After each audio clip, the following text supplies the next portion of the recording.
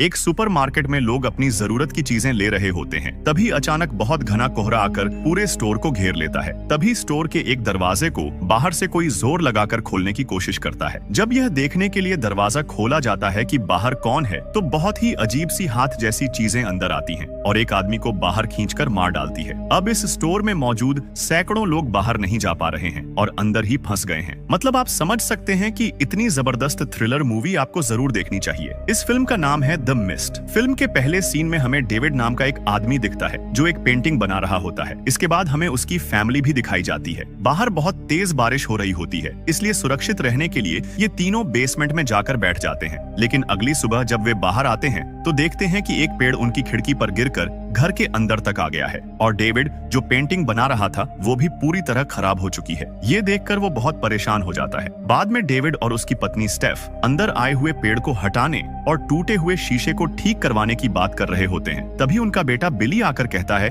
कि मेरे साथ चलो, मुझे कुछ दिखाना है। लेकिन वो दोनों उस पर ज्यादा ध्यान नहीं देते। वो बस ये सोचकर खुश हो रहे होते हैं कि उनका बेटा कितना जल्दी बड़ा हो गया। फिर वो बोलते हैं ठीक है और बिली के पीछे बाहर जाते हैं। जैसे ही वो बाहर पुराने शेड के पास पहुंचते हैं, देखते हैं कि उनकी बोट हाउस पर एक बड़ा पेड़ गिरकर उसे पूरी तरह तोड़ चुका है। वो सोच रहे होते हैं कि ये भी नाश हो गया। तभी वो पहाड़ों की तरफ देखते हैं। वो अजीब सा मिस्ट आता दिखता है, लेकिन ये देखने में बिल्कुल नॉर्मल मिस्ट जैसा नहीं लगता। इसके बाद डेविड कहता है कि मैं पड़ोस वाले घर जाकर इंश्योरेंस की इन्फॉर्मेशन लेकर आता हूँ, क्योंकि बोट हाउस पर जो पेड़ गिरा है वो पड़ोसियों का है। उनकी इन्फॉर्मेशन लेकर अगर वो इंश्योरेंस क्लेम करे तो बोट हाउस का इंश्योरेंस पैसा उसी को मिलेगा। इसलिए वो पड़ोसी ब्रेंटन के घर जाता है। वहाँ जाकर देखता है कि वहाँ भी वही हालत है, हर तरफ पेड़ टूटकर गिरे पड़े हैं। इंश्योरेंस की इन्फॉर्मेशन पूछते हुए डेविड देखता है कि ब्रेंटन की कार भी पूरी तरह नाश हो चुकी है। तभी ब्रेंटन कहता है कि थोड़ी देर बाद मैं आपको दे दूंगा और फिर पूछता है कि क्या आप लोग सुपरमार्केट की तरफ जा रहे हैं, क्योंकि डेविड और उसका बेटा भी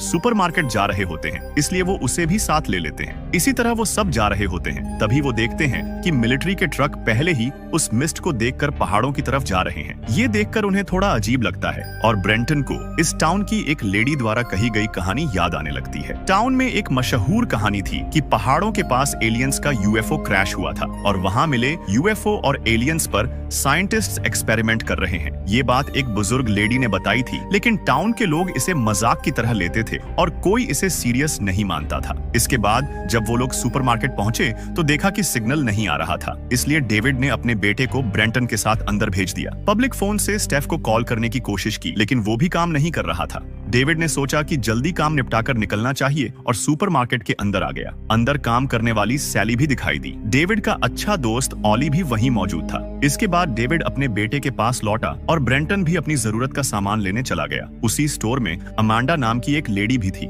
उसी समय 3 मिलिट्री सोल्जर्स भी वहां पहुंच गए। वहां मौजूद बुजुर्ग लेडी बाकी लोगों से बात कर रही थी। तभी एक मिलिट्री पुलिस वाला आया और उसने तीनों सोल्जर्स को कहा कि 5 मिनट में उन्हें पहाड़ों के पास पहुंचना है। उसी समय टाउन की इमरजेंसी सायरन बहुत तेज बजने लगी। लोग समझ नहीं पा रहे थे कि क्या हो रहा है। तभी डैन नाम का एक आदमी अंदर आया जिसके चेहरे पर खून लगा था। वो घबराकर बोला कि मिस्ट के अंदर कोई क्रीचर है और उसने उस पर हमला किया। डैन बोला कि क्रीचर ने उसके फ्रेंड को उठाकर ले गया। ये सुनकर एक आदमी डरते डरते बाहर अपनी कार के पास गया। तभी वहां भी मिस्ट पूरी तरह भर गई। लोग सोच ही रहे थे कि क्या हो रहा है। तभी बाहर गया वो आदमी बहुत जोर से चीखा और सब डर गए कि उसके साथ कुछ बुरा हुआ है। उसी समय अचानक जोरदार भूकंप जैसा झटका आया और जगह इतनी हिलने लगी कि किसी से खड़ा भी नहीं हुआ जा रहा था। थोड़ी देर बाद सब फिर से शांत हो गया। झटका रुकते ही मेलिसा नाम की एक लेडी बोली कि वो अपने बच्चों को घर पर छोड़कर आई है और वो उसका इंतजार कर रहे होंगे। उसने सबसे मदद मांगी कि कोई उसे बाहर तक छोड़ दे, लेकिन कोई भी उसके साथ मिस्ट में जाने को तैयार नहीं हुआ। आखिर मेलिसा ने खुद ही फैसला किया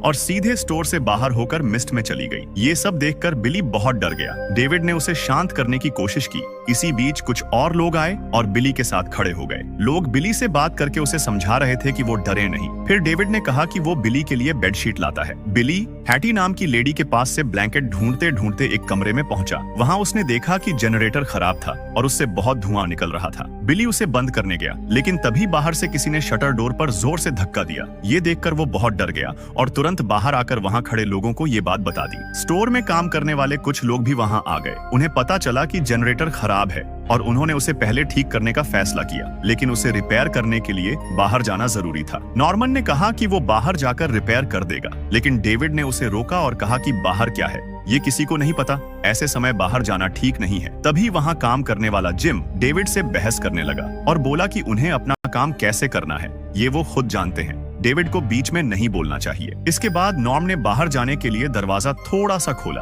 वो डेविड का मजाक उड़ाते हुए बोला कि बाहर कुछ नहीं है, लेकिन उसी समय बाहर से ऑक्टोपस जैसी टेंटिकल्स अंदर आईं और उसे खींचने लगी। डेविड ने उसे बचाने की पूरी कोशिश की, लेकिन टेंटिकल्स ने नॉर्म की स्किन तक फाड़ दी। फिर और टेंटिकल्स आईं और उसे सीधे बाहर की तरफ खींचकर ले गईं। ये देखकर बाकी लोगों ने तुरंत दरवाजा बंद कर दिया। दरवाजा बंद करते समय एक टेंटिकल अंदर ही रह गई थी। डेविड ने पास रखी एक कड़ाही उठाई और उसका हिस्सा काटते ही वो टेंटिकल बाहर खिसक गई। इसके बाद जिम माफी मांगने आया, लेकिन डेविड को बहुत गुस्सा था और उसने उसे मुक्का मार दिया। डेविड बोला कि उसकी वजह से एक मासूम लड़का मर गया। उसका फ्रेंड ऑली आकर उसे शांत करने लगा। अब समस्या ये थी कि स्टोर में बाकी लोगों को हुई घटना कैसे बताई जाए, क्योंकि अचानक सब कुछ बता देना भी आसान नहीं था। लोग ये बात मानेंगे इसकी कोई गारंटी नहीं थी। बाहर आते समय डेविड के कपड़ों पर लगा खून देखकर अमांडा घबरा गई। डेविड ने उसे कहा कि वो ये बात बिली को न बताए। फिर उसने कपड़े बदले और ऑलिव उन लोगों के पास गया जिन्होंने टेंटिकल्स देखी थी, ताकि आगे क्या करना है ये तय कर सके। उन्हें लगा कि ये बात बाकी लोगों को बतानी ही होगी। तभी उन्हें ब्रेंटन दिखाई दिया। डेविड ने उसे आराम से पूरी घटना समझाने की कोशिश की, लेकिन ब्रेंटन पहले से लॉयर था। ब्रेंटन को लगा कि सब लोग उसे फूल करने की कोशिश कर रहे हैं। बाकी लोगों ने कहा कि उसे फूल करके उन्हें क्या मिलेगा, वो सच बोल रहे हैं। बात बढ़ती गई और उनके बीच बहस होकर झगड़ा होने लगा। तभी सुपरमार्केट का मैनेजर बड आया। उसने भी डेविड और बाकी उन लोगों की बात पर गुस्सा दिखाया जिन्होंने टेंटिकल्स देखी थी। बड बोला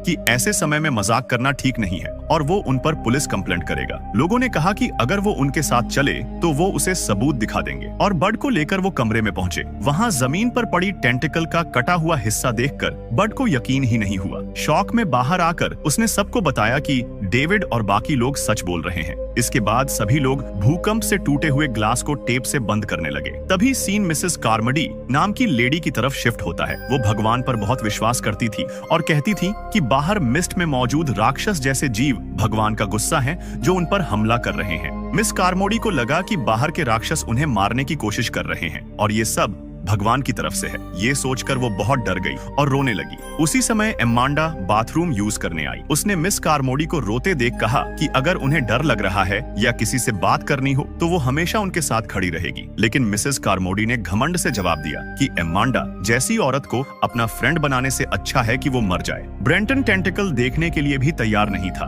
और डेविड की बात पर भी भरोसा नहीं कर रहा था। सबको लगा कि उसे समझाना मुश्किल है, इसलिए सब चुप हो गए। जैसे ही वो रुकता है, मिसेस कार्मडी फिर बोलना शुरू करती है। वो कहती है कि ये सब भगवान की वजह से हो रहा है, क्योंकि लोगों ने भगवान पर भरोसा करना छोड़ दिया है, इसलिए भगवान सबको सबक सिखाना चाहते हैं। मिसेस कार्मोडी कहती है कि अब भी समय है, सबको घुटने टेक कर माफी मांगनी चाहिए और भगवान पर फिर से विश्वास करना चाहिए। मिसेस कार्मोडी की लगातार बातें सुनकर जिम को बहुत गुस्सा आ गया। उसे लगा कि वो बिना सिर पैर की बातें कर रही है, लेकिन मिसेस कार्मोडी रुकने वाली नहीं थी। वो बोली कि नॉर्म की मौत तो बस शुरुआत है और अगर लोग अब भी भरोसा नहीं करेंगे तो सब मर जाएंगे। ये सुनकर अमांडा आगे आई और उसने मिसेस कार्मोडी को एक थप्पड़ मार दिया, क्योंकि उसे उसकी बातें और उसका व्यवहार बिल्कुल पसंद नहीं था। उधर बिली तीनों सोल्जर्स के पास जाकर बोला कि मिलिट्री उन्हें बुलाकर ले जाए और उनकी मदद करे ताकि वो सब सुरक्षित रह सकें। लेकिन सोल्जर्स के फोन्स भी काम नहीं कर रहे थे। डेविड वहां आया और बिली को शांत करने की कोशिश की। उसे समझ में आया कि बिली अपनी माँ को लेकर बहुत परेशान है। डेविड ने उसे दिलासा दिया कि सब ठीक होगा और वो जितनी जल्दी हो सके घर लौटेंगे।